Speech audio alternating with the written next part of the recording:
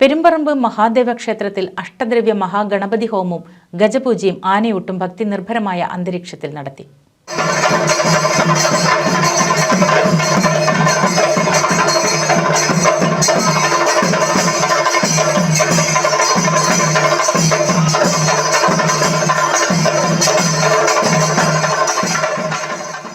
പെരുമ്പറമ്പ് മഹാദേവ ക്ഷേത്രത്തിൽ 1008 നാളികേരം കൊണ്ടുള്ള മഹാഗണപതി ഹോമം, ഗജപൂജ, ആനയൂട്ട് എന്നീ ചടങ്ങുകൾക്ക് ശബരിമല ചെട്ടിക്കുളങ്ങര ദേവീക്ഷേത്രത്തിലെ മേൽശാന്തി മാവേലിക്കര ചെറുതലമഠം വിഷ്ണു നമ്പൂതിരി, ക്ഷേത്രം മേൽശാന്തി മനോജ് എമ്രാന്തിരി, ശബരിമല മാളികപ്പുറം മുൻ മേൽശാന്തി VM ശ്രീരാജ് എന്നിവർ കാർമ്മികത്വം വഹിച്ചു.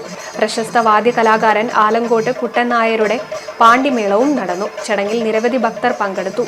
NCV news Edappal. 1000 വിവാഹങ്ങൾക്ക് ഒരേയൊരു ബ്യൂട്ടി സിൽക്സ്, എടപ്പാൾ, ചാവക്കാട്, തൃപ്രയാർ, പുത്തനത്താണി, പെരിന്തൽമണ്ണ.